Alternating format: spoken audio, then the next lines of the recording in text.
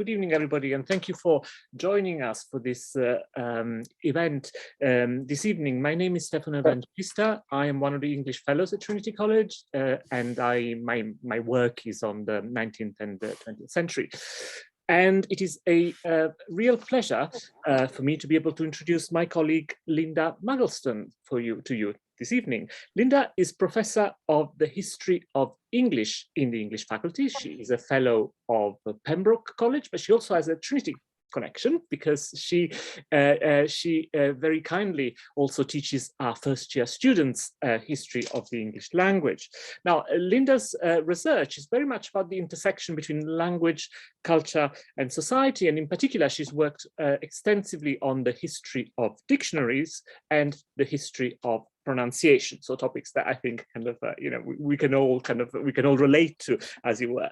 She, amongst the many publications, I'll just highlight a couple for you: Samuel Johnson and the Journey into Words of 2015. Earlier than that, the very short introduction to dictionaries. But most recently, she is the author of Writing a War of Words, Andrew Clark and the Search for Meaning in World War I, which is the book that we're going to be talking about this evening. I have a copy here with me, which I'm sharing, as it were, with you on the screen. Here it is. And I just wanted to start by thanking Lynda really for not only for making the time to talk to us today, but for having written this wonderful book, which really brings language to life. And I think it brings to life, to me, it brought to life the fact of just how alive and changeable language is through time, and and how a close study of language can really give us a very different historical perspective on something that we all knew, all thought rather that we knew, I'm sure, like the First World War. Before handing over to Lynda, who's going to introduce the book to us this evening, I just want to go through three very brief housekeeping points with everybody. The first one is to ask you please to keep yourself muted during Lynda's talk in order to avoid interferences. The second is that the chat is open all the time. So if you have questions for Lynda, if you can think of questions when she's speaking, do kind of just write them in the chat and I can pick them up at the end. And the third one is that our event this evening is going to be recorded and eventually, I think, a selection of it put on the college YouTube channel. So be mindful of that as well. So without any further ado, I'll hand over to Lynda, who is going to introduce her book to us. Right, thank you everyone. It's really nice to come and talk to you tonight on this kind of murky November evening, even if it is yet another online event. And thanks also to Stefano for his very generous introduction to the project and for waving my new book at everyone. So it's been an enormous project, actually, writing the book. I probably was overlapping it with my last book on Samuel Johnson, which was very confusing because I was hopping between the 18th century some days and the 20th century in others. And so I've actually been writing it on and off since 2014. So it was supposed to kind of run alongside the First World War. So I started writing it in August 2014, and then it was supposed to be published. I was going to run till 2019, and then it was going to be published. But unfortunately, a pandemic intervened. So that was kind of, it had a slightly delayed appearance. So, but anyway, it's been an amazing project to work on, if very daunting. It was funded by the Leverhulme Trust, fortunately, so they enabled me to turn all these huge notebooks, which I'll be talking about today, into a database that made my life a lot easier. But one of the kind of key things really was just really being able to engage with and think about Clark himself. I just want to start really by thinking about Andrew Clark as a writer, as a person, really. He's really fascinating, endlessly curious, polymath. His interests, as you'll see, go just about everywhere in this. We can take him back. We can look at what we need to do to begin with is locate him in 19th century Oxford, and when he first comes to Oxford as an undergraduate, his career is very bound up with being here in Oxford. He was a very unconventional student for the time, maybe an early example of widening participation or access. He was the son of a farm labourer.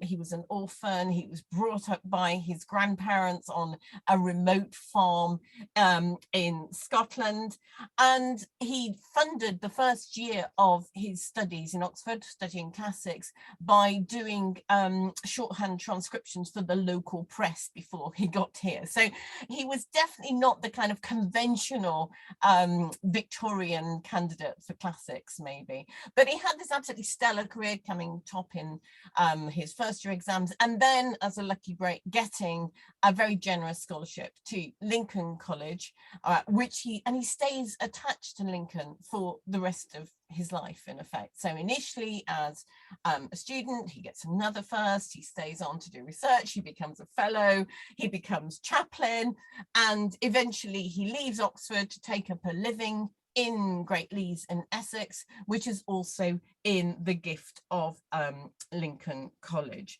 So putting Clarke into Oxford at that time is really very important, not only in terms of establishing his own interesting background and his phenomenal energy, his drive for knowledge, but also, I mean, while he's in Oxford, he's not only a writer, as you'll see, editing many things, he also becomes a curator of the Bodleian, he's engaged with the proctors, he does all sorts of things while he's here.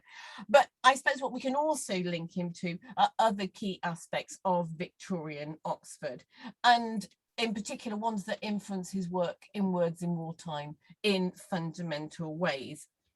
So I'm going to move to a PowerPoint now, so you won't be able to see me, but you'll see the PowerPoint, but I am lurking behind it. Okay, so we'll just check that this goes. There we are. Can you see the PowerPoint now?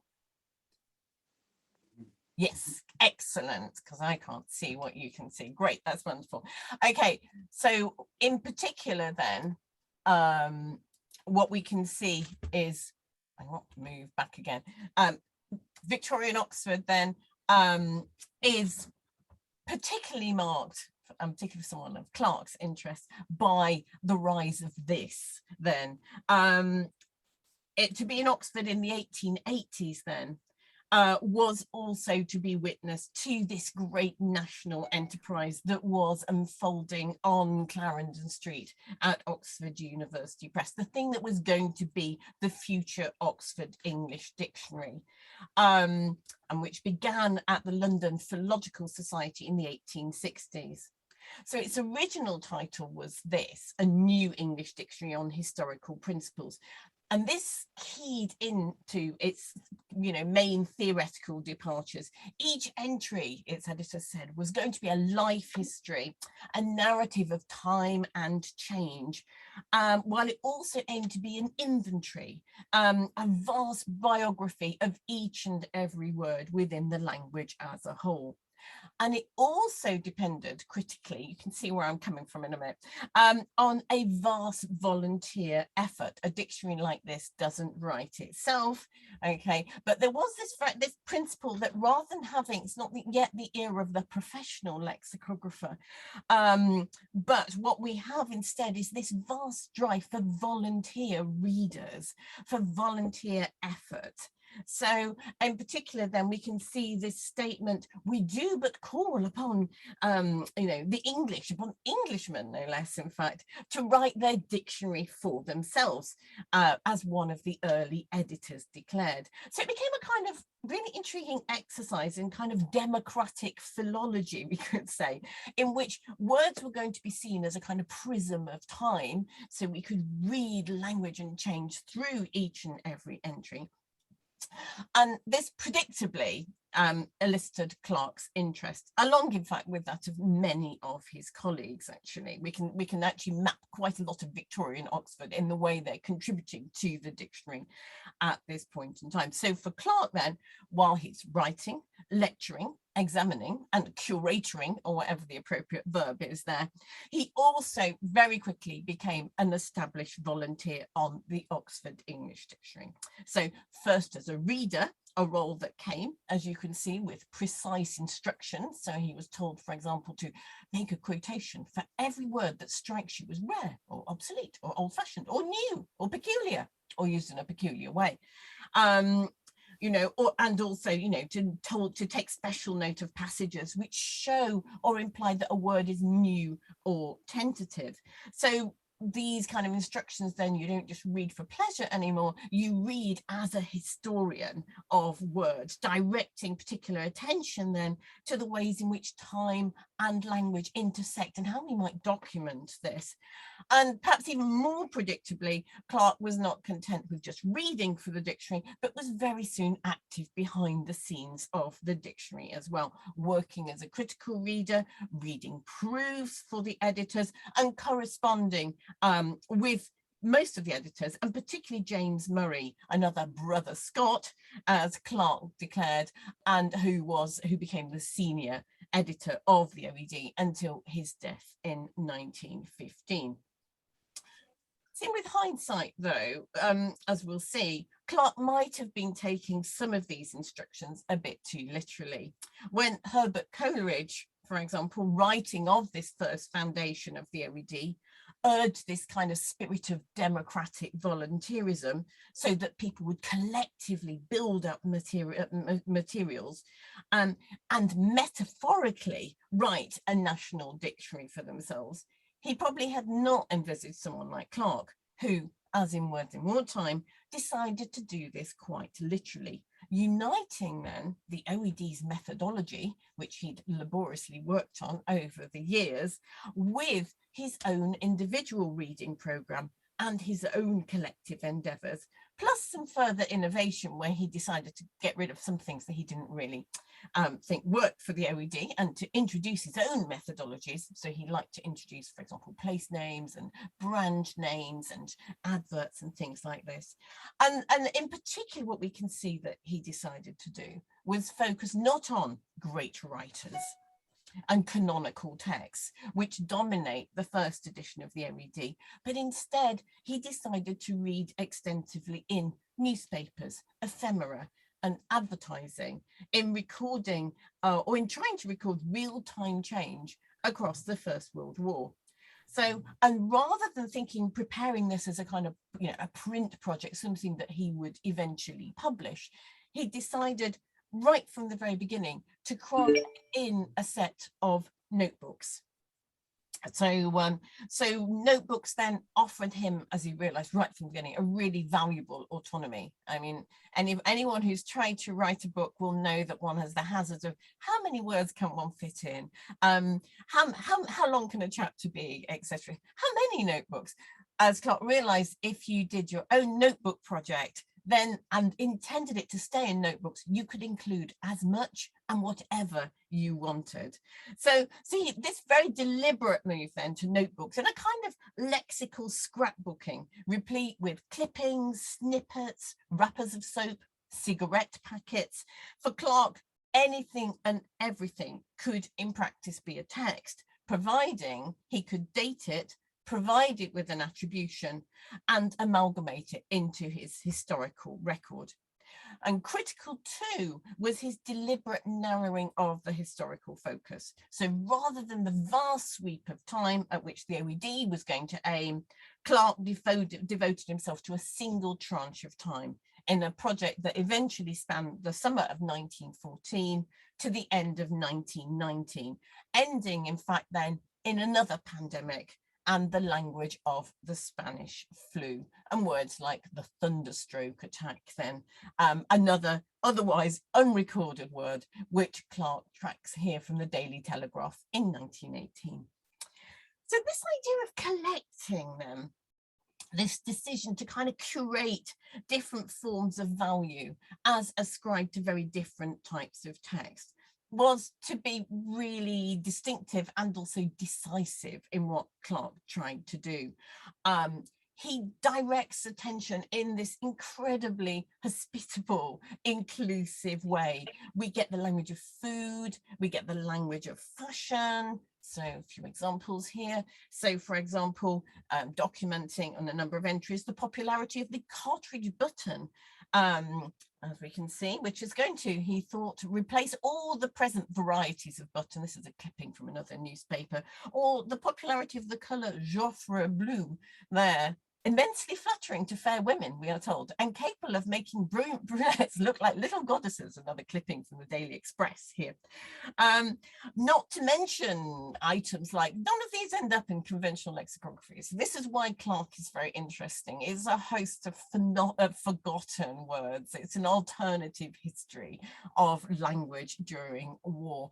And very much as we think about First World War as a kind of total war, this is language in all aspects, from war to fashion to food, but in, you know, so including things like the floral forage cap. Again, no record of this anywhere else actually.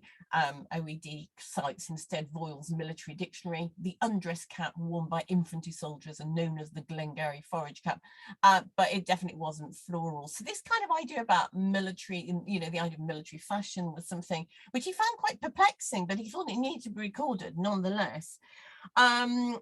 So, you know, so this kind of generosity, this hospitality to a range of forms that definitely would never make their way into the inventory of the OED.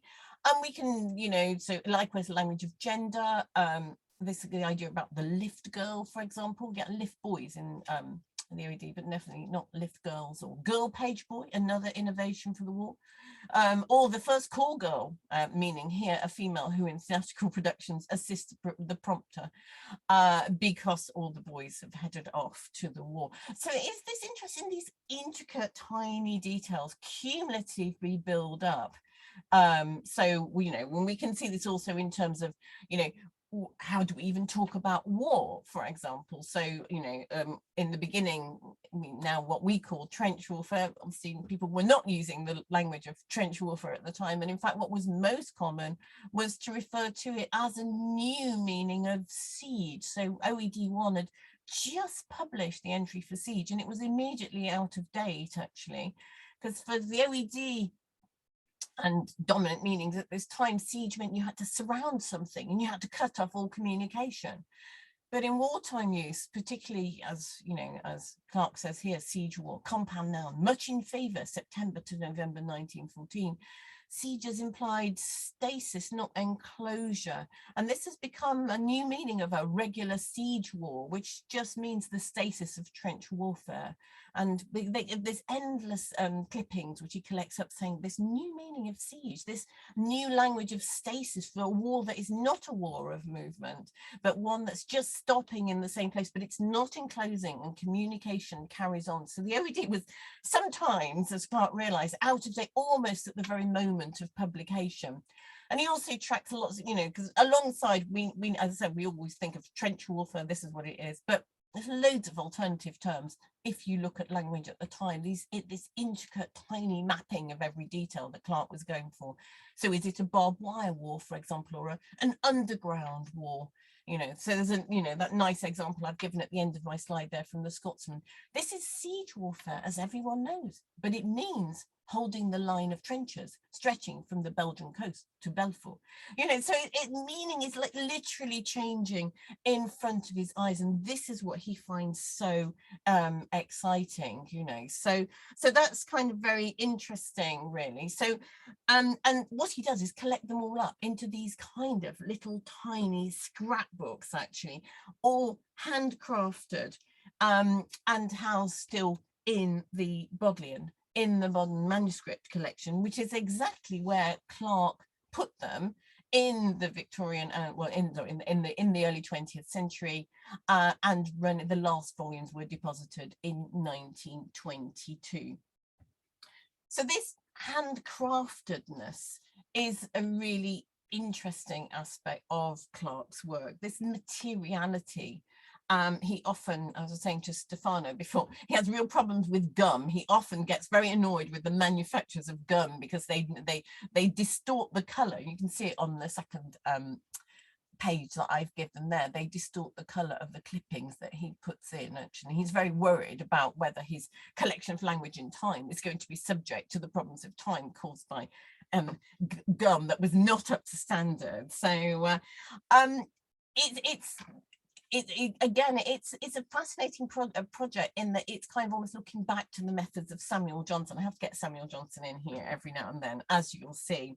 For James Murray, for example, he did a big lecture in the Sheldonian in 1900, and in that he said original work, patient induction of facts, minute verification of evidence are slow processes, and a work so characterized, he continued, certainly cannot be put together with scissors or paste. Clarke, as this shows you, did not agree with this at all. So as on my slides, paste, scissors, and Clarke's trusty black pen or pencil remain his preferred tools of trade. While each notebook, as you can see, is carefully paginated, they're indexed, they're cross-referenced, they're labeled by hand, and they have red ribbons neatly sewn on by his daughter. His red asterisks, as on this page as well, you can see on the right-hand side of the page, mark a further innovation, we should note, signalling then his early comparative reading with the Oxford English Dictionary as it then existed, and the gaps that he was finding, actually. So red asterisks mark out things that were just not there, or where he just thought, well, this needs now to be rethought. Language is moving on before my eyes. So Clarke and his notebooks have in themselves quite an interesting history. Even before war began, as the long-suffering Bodleian had come to realise, Clarke had what we might describe as a serious notebook habit, as in my slide here, for example, we can see an early exchange here in the spring of 1914 with Bodlei's librarian, where having been told that he had in fact already sent almost 300 notebooks to the Bodleian, he offers this kind of defense, actually, where you get the imaging, the self-imaging of the very genial Clarke as a kind of quasi-Macbeth, which is kind of quite disconcerting in its own right. But it does suggest the kind of dedication, or maybe even the compulsion, with which he was routinely gathering material such that they couldn't be lost, actually, into his quarto notebooks, which all wag, as he says, bodleiwards in hope of shelter. So the idea is, in particular, the tension between material he saw as ephemeral, vulnerable to time, things that would easily be forgotten or neglected. And in contrast, then, his sense of the Bodleian as a place of shelter or a refuge for what he had assembled. So, and war only increased temptation of this kind. So on one hand, we've got Clarke's war diary, a daily record of happenings from the vantage point of the vicarage in Great Leys, or the rectory rather, which has almost 3 million words and is still one of the largest wartime diaries in existence. But on the other, he also began Words in Wartime, a new collection then of almost 100 densely documented notebooks in which language change and use in a time of total war was cumulatively gathered up, and with this real focus on the ordinary, the everyday, the minutiae of war then. So he had in reality been contemplating doing this for quite a long time. He'd thought about it in the Boer War and thought, yes, this would be a very good idea. But by the time he thought about how to do it, the war was already kind of quite underway, and he'd missed the decisive point, he decided. So, but as World War I approached, he was instead ready, as well and primed, we could say, working already on a set of 3 dedicated notebooks on language, where, and that's what he calls them anyways, notebooks on language, in which he was already exploring this idea of untold stories and reading the OED, say, against local manuscript documents from in and around Great Leys in Essex, or experimenting with the potential of transferring the methods of the OED to recording the language of the rectory cook, Lizzie Oddie here, on the 11th of June 1912, who says, uses this language to hustle about here, or indeed the direct speech of other local inhabitants, as in this, you see, November 1913, being just like a hen hatching, to be all of a tremble, Clarke says, in definition. So he's kind of playing around with, okay, what can one do with language with the OED, particularly if you moved outside the canonical. And this idea about writing like the language of the now was quite a radical shift. So the London Review, for example, said to record the speech of the now is a task which passes the wit of man to accomplish. And it just thought, no, there's just no way we can really do that. And Samuel Johnson, I told you he will creep in every now and then, had memorably compared trying to document current usage to trying to capture the agitation of trees in a storm. Clarke, though, was of a different mind. And, you know, in effect, what he's trying to do is kind of claim a ringside seat on agitation and record whatever he could. So we can think about an early detail, just again from this early notebooks, because what's really interesting about these is they trace the drift to war. So this is about this idea of acclimatization. It's already in the OED. Murray had defined himself in 1884 as the process of acclimatizing or being acclimatized or habituated to a new climate. But as Clarke realized, it just didn't really seem to fit with the uses he was seeing in February 1914. And those inverted commas signal the kind of semantic departure, the presence of the new.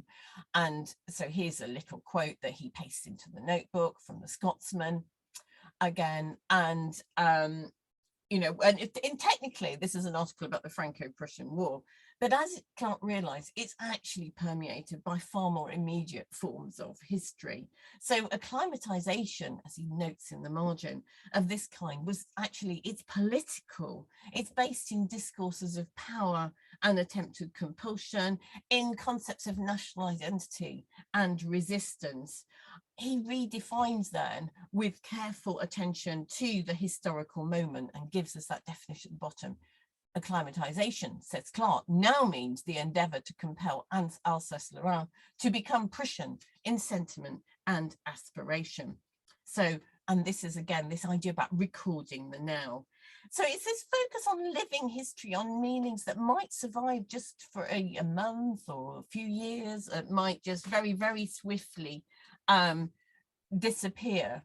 But he's kind of also drawing in, so we've got the OED on one model, and the other model that he's drawing on is actually his own historical work, actually. In particular, his earlier editing of writers like Anthony Wood, whose real-time history of Civil War Oxford is replete with the trivial, the incidental details of coffee or the price of coal, or the difficulty of digging up the university park as you're practicing your trench digging.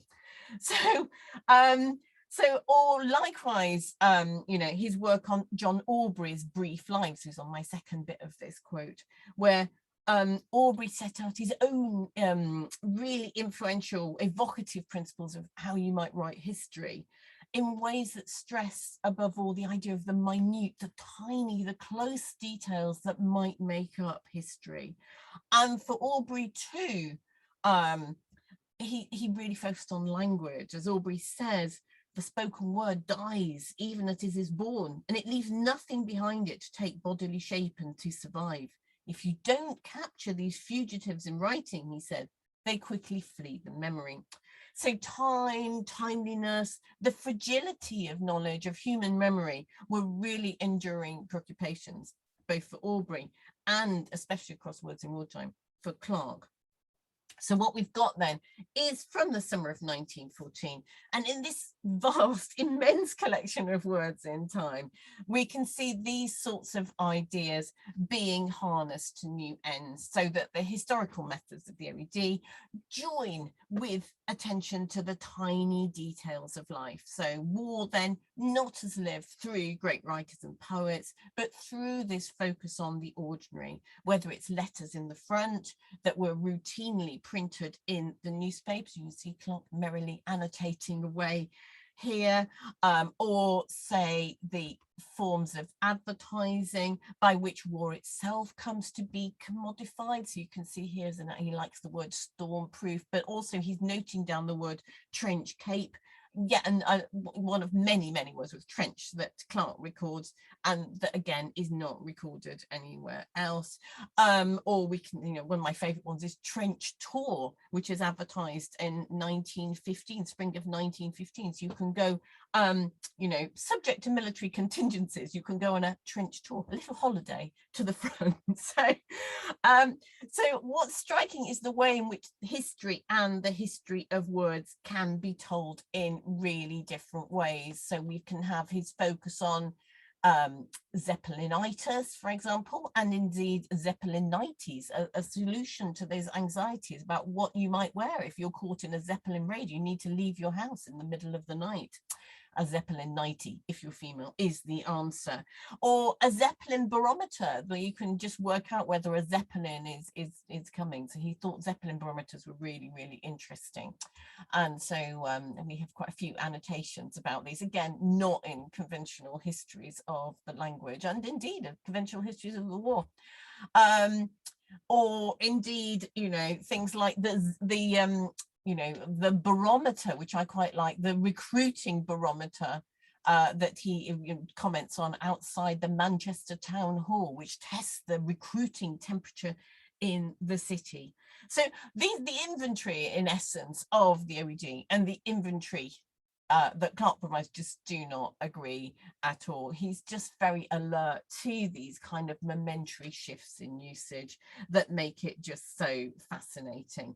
So for the OED, as one of the founding fathers said, it was intended to be a monument of the nation told from one point of view, but Clarke basically tells it from a very different perspective, and his monument is made up of these very densely detailed manuscript notebooks. So and it does offer us a really interesting perspective, particularly because we tend to always to think that, you know, there's this very prevalent cliche that, you know, and we can't really write the First World War, that somehow there was this real problem of inexpressibility, that here's Henry James, that it's the war that's run out of words. Actually, it's associated with decline, for example, or likewise we can think about, you know, so historians here writing about trench warfare, and that we don't have the words, we lack the words to explain that a form of warfare you know, now no longer work. But what Clarke's doing, actually, which is really fascinating,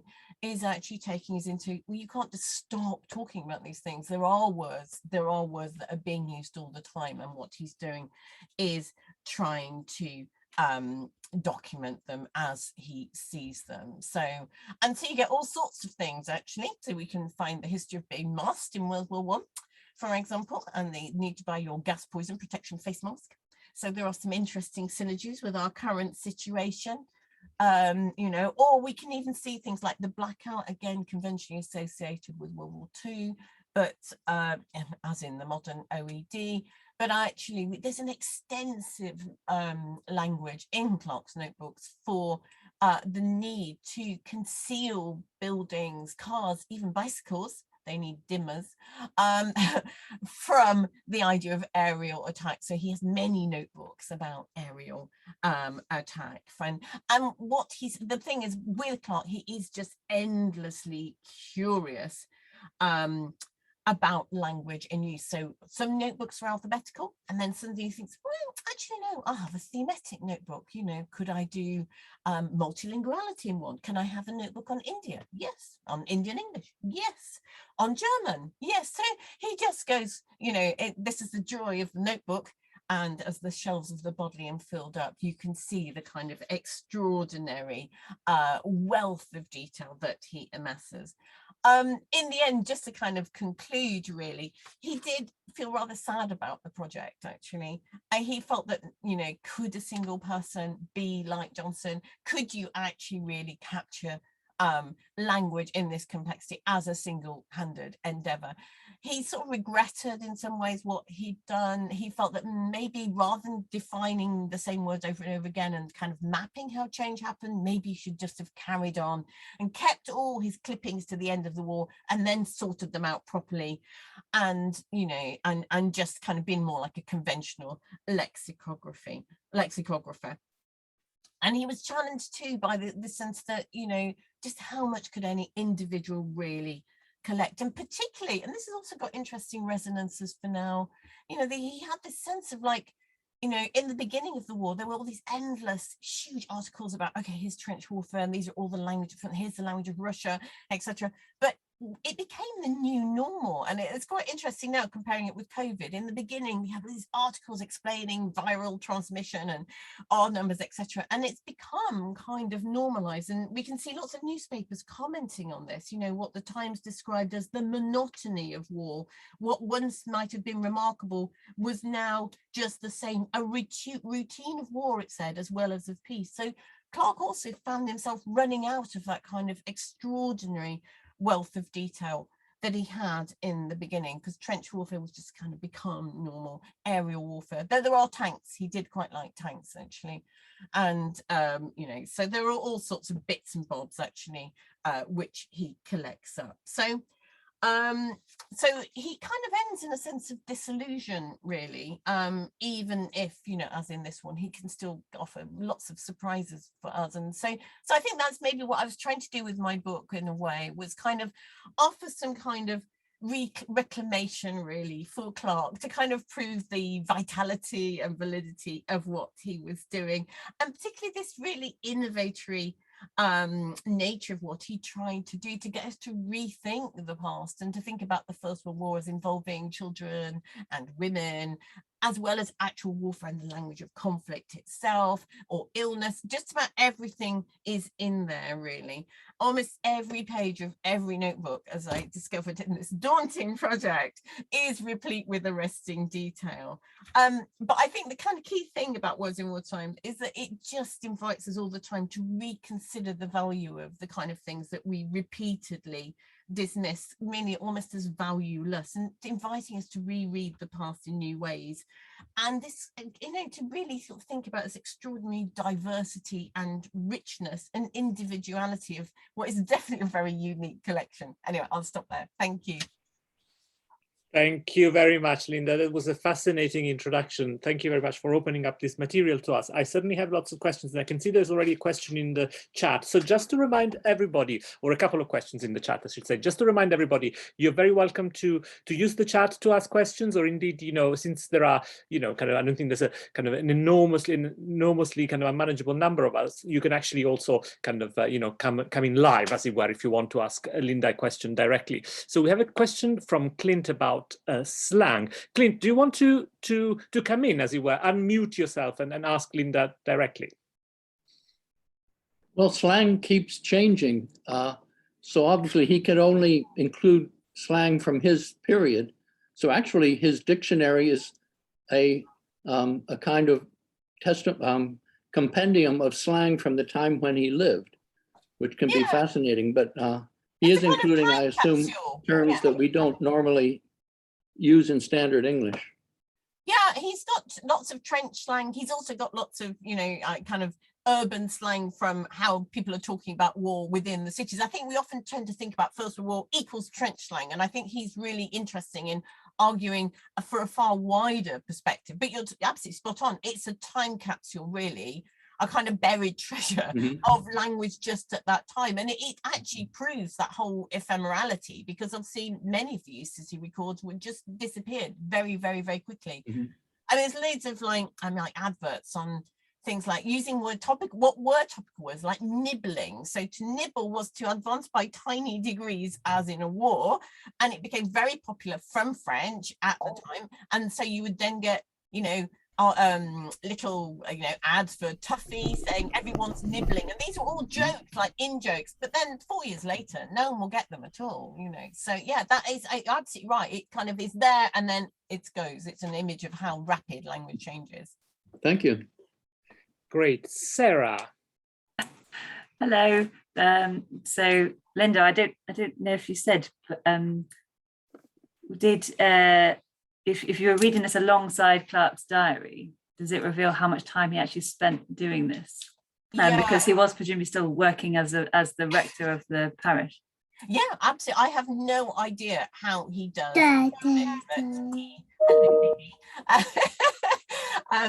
everything he actually sets out to do. Lots of references for him at the time when he applied for jobs and things like this talk about his phenomenal energy, and I mean, I have to say it is definitely there. But quite often, because in his diary he makes entries not just once a day, but often multiple, sometimes 20 times a day. So the entries that are about midnight are usually when he's doing Words in Wartime, you know, and then after that he usually sets out on a little jaunt around the village as a special constable, you see. So so no, he's phenomenal, really. He's often, it does tend to get into the small hours, really, you know. So he sits there, you know, pasting things in, and he talks about it becomes like a kind of national debt of words, really. He talks about having, you know, tackled the arrears on Words in Wartime and then tries to kind of gather it all up. So it does run as a little refrain through his diary, and also his personal letters, particularly to Madden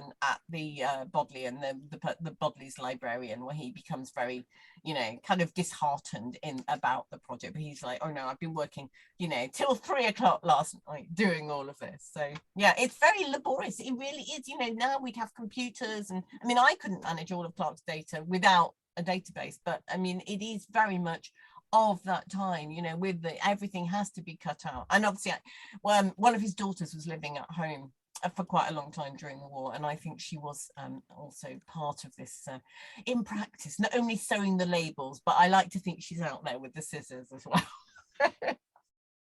You can spot another hand every now and then, not on the definitions, but on the kind of, so I think he marked the newspapers, and then she did the clipping, and then he did the sticking. So, Lynda, I'm also fascinated by this notion of the time capsule that you were talking about, right? You know, I wonder if you could tell us a little bit more about what happened to this material. You know, did he give it to the Bodleian after he died, and has it been sitting there all this time until you got your hands on it? And you know, give us a little bit of a flavor of what it was like to actually work on it on a personal note. Okay, no, well, it is. I mean, in fact, the odd historian has known about this for quite a long time, and this is how I first came about, because I was actually writing a very different book in 2005 about the OED, and I got to the end, my last chapter, which was about Murray dying in 1915, and I started looking at the entries in the OED, and they were really bad. I mean, all the, like, even if you look at the entry for War, which is published in the OED in the late 1920s, all the evidence is from the 18th century. It's like the First World War had never happened. I was like, well, what was going on here? And it was clear the OED was running out of steam in various ways. And so its data was more or less that was collected up in that very first volunteer program. So I was talking idly in Pembroke about this to one of my colleagues who works on the First World War. And he said, oh, there's this weird thing in the Bodleian. You might be interested in it. And so he says, there's just loads of notebooks. It's just full of junk, really. And I was like, okay, I'll go and order it up. That sounds intriguing. So off I headed. And of course, you kind of maybe have to approach these notebooks with the kind of bizarrely niche sets of knowledge that I've managed to accumulate. Because of course, as soon as I opened it, I'm like, oh, it's the OED. It was the methodology of the OED, but in a notebook, but with clippings and pictures. And I was like, oh, this is really interesting. But then, as you can see, I sort of found it in 2005. I read through it extensively at that point, but I hadn't thought about, and also I didn't have funding for a database, and it was just like enormous. Like, what are you to do with all this? And also, what's the story? You know, at that point, I didn't realize that he was actually trying to be an Aubrey for the 20th century. I had to go very slowly and read through all of his, I read his sermons, I read his other books, etc., etc. And then gradually all made sense, because initially I thought the story was, oh, here are lots of words that are not in the OED, but that's not a very interesting story, really, because obviously the OED, the first bit of the OED, A to Ant, was published in 1884. Obviously, there are no words to do with flight or aeroplanes in the OED.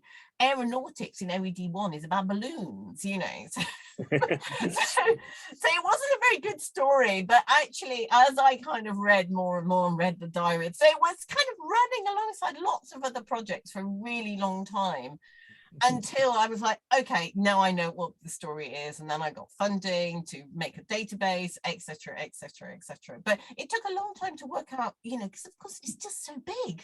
Yes. Yes, no, I can imagine. It sounds very daunting, and it also sounds, one of the aspects I really enjoyed of the book is also the way that you're very careful and to give us a flavor of the materiality of this collection, right? Also in your PowerPoint, in the book, I don't know if I can show, there are a lot of kind of caricatures and adverts, etc., that he obviously kept collecting, right? There's a real kind of engagement with, the thingness, as it were. Okay. Yeah, he loves adverts. I mean, there are a few adverts in the OED, but not as pictures, and they normally they're not given the same bibliographical detail, which he thought was really undemocratic, really. So if you're Tennyson, then you get literally page number, line number of your poem attributed in the OED, and if it's an advert, it just says advert, and and then in modern newspaper. So it's just not historically sound, you see, as Clarke thought. So he's giving the same sort of attention. And obviously, in terms of language, more people are probably going to read an advert than are going to, particularly during the war, than are going to be sitting there contemplating their line of Tennyson, really. So, and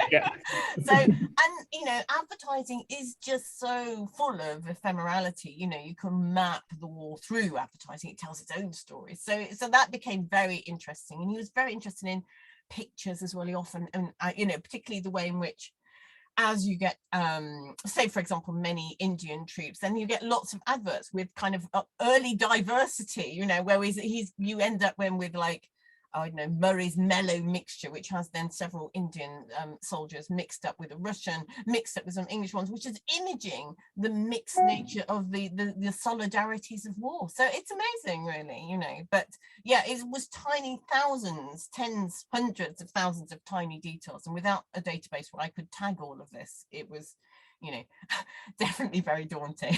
No, it sounds like it. We're talking about the OED more generally as well, and I wonder if Clint wants to come back here. He has a question about how the OED is kept alive, as it were. Well, I'm amazed at the detail that's in the dictionary, how many usages you find. I think it's an incredible accomplishment. I imagine it's the greatest dictionary anywhere in any language. And I'm just wondering, does anybody try to revise it? Because I don't know how you do that. It's require enormous amount of work. Revised. Yeah, it's definitely now. I mean, you can see the problem of the static text, because like in OED 1 first edition, that was published gradually between 1884 and 1928. So you're an A in 1884, and you're at Z in the late 1920s. So you can see the problem. Your age entry is out of date, really, by the time you've got to Z, really. Whereas now, back to the miracle of computers, it's kind of constant revision. It's the moving page. So there's revision taking place all the time, but it's actually quite difficult as a meta lexicographer for me to track what's going on, really, because they don't just edit a bit at a time. It's like a bit here and a bit there and a bit there. So it's much easier working with a notebook, because that's actually like fixed now, you see. Or Samuel Johnson, he's not going to add any more words to confuse my argument, you see. But no, it is amazing. I mean, extraordinary. I mean, Murray had, by the early 20th century, just in bits of paper, and over 10 million slips, these kind of little, which is extraordinary, given that the first edition was all bits and bits and bits of paper. In fact, my new discovery in the volume is the final proofs of the OED, which everyone always thought had been lost, and I found them by accident this summer, filed bizarrely under amusements. Like, why? I have no idea. So those are very interesting, because they tell us the words that didn't make the final cut. So that might be my next project. We'll see. Thank you. Yeah, Lynda, I was wondering, we're kind of almost running out of time, but I wondered if you could tell us a little bit about, did you have a favorite discovery, a favorite word, expression, etc., that emerged to you when you were doing this project?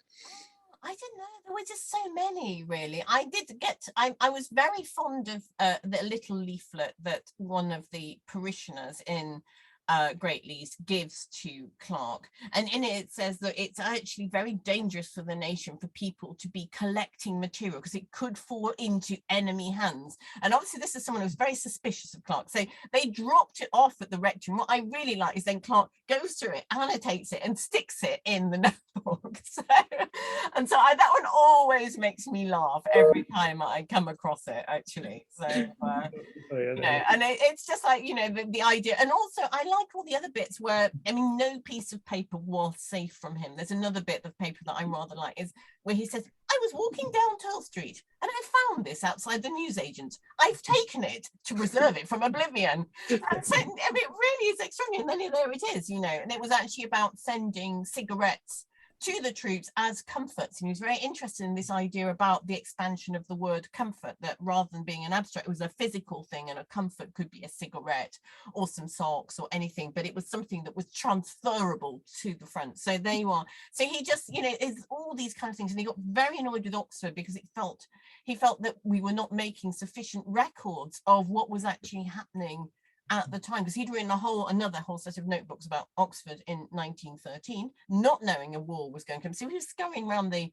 colleges as well. This is maybe another project for another time, jotting down what's happening. But he felt that postcard makers in Oxford were not taking enough photographs of, like, the colleges, you know, with the men training, for example, or the troops living in them, etc., etc. So he, in his diary, he's absolutely fascinating, particularly about the sudden multilinguality of Oxford, actually. So really, ultimately, the diary and the notebooks kind of converge. So in the beginning, he's like, no, here is the diary, here are the notebooks. But actually, they start to blend, and he starts sticking little annotations into the diary, and like making little notes about language as well. And I think that's where he's really pressured for time, actually, to go back to Sarah's earlier questions about how on earth did he find time, because by the end of the war, he's got no help at all in the rectory. His garden lad, his groom gardener, as he used to be called, had been requisitioned. He'd had to go and fight. He'd been conscripted.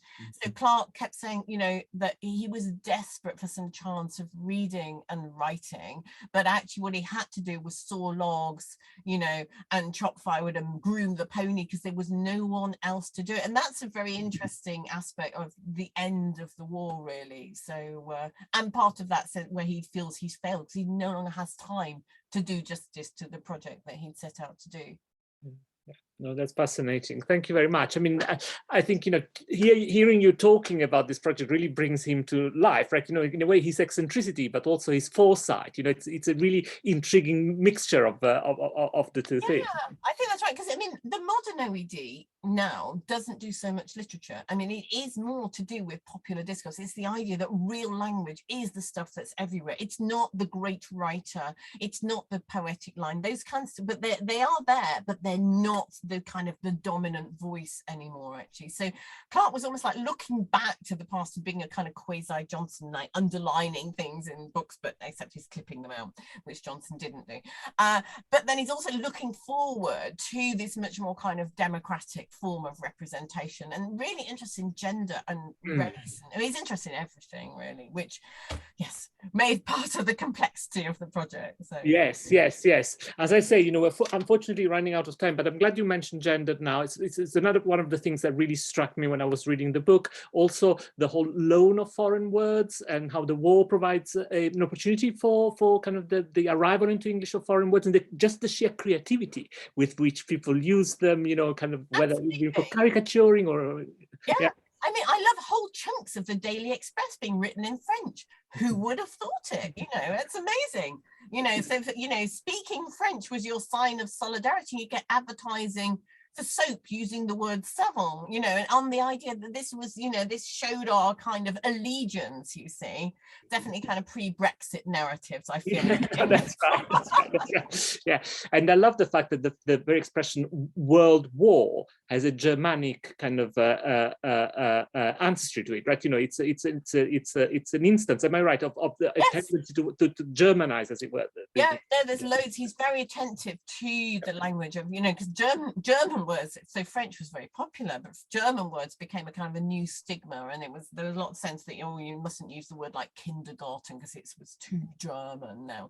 And there was some terribly xenophobic discourse about Germans, and lots of puns about Germans as germs, as a kind of early form of germ warfare. It's quite extraordinary. I mean, it's very unedifying in some ways, but also very instructional, because we tend to silence this about the past. We don't like to think about how we wrote the enemy, actually, and all of that that is omitted usually from dictionaries, but there is this extraordinary both allegiance to our allies actually, and also, you know, real influence of, like, you know, lots of Russian words suddenly appearing, you see. So the only counterpoint I could find for like modern new Russian words was Novichok, which didn't quite give the same kind of sensibility. But yeah, really, really popular use of Russian, and then very anti-German. And so that language of anti-Germanism was really interesting. Yeah, as a last point, we have a last question from Nina. She's asking for if you remember any example of Russian words that were coming in that particularly. Oh, I can't remember them because I can't pronounce them. You'll have to read the right chapter, actually. So, but yeah, but there was a lot of code switching into Russian. The picture that you showed actually from the book earlier is actually half in Russian, and I had to get one of my colleagues who speaks Russian in the English faculty to kind of enable me to transcribe it, in fact to type in Russian. I had to get her to do it because I couldn't actually put it, but it's really interesting about showing these kind of, that's half in Russian. And it's really amazing that you've got this advertising suddenly having Russian words, and then you've got lots of newspapers, even like really popular ones like the Star, sort of talking about the language of the Russian winter, for example, and the language of Russian celebrations, you know, this kind of language of affinity coming out. But I'm not going to venture to pronounce any Russian word actually, because I will be appalling at it. No, we have a thank you from Nina there. Well, indeed, we have a great thank you from us all. You know, I would like to urge everybody to go and buy and read Lynda's book, because it's really, you know, almost like Clark's. It is a treasure trove of really interesting findings, and as I say, you know, a real testimony for, you know, the fact that language is alive and that it can tell us so much about culture and society. So, Lynda, I just want to thank you also personally very much indeed for taking the time at this very busy time of term to introduce us to this wonderful project. And yeah, well, we look forward to your next project, as you went, having you back. Oh, thank you very much. That has been great fun. Okay, thank you for inviting me. That's great.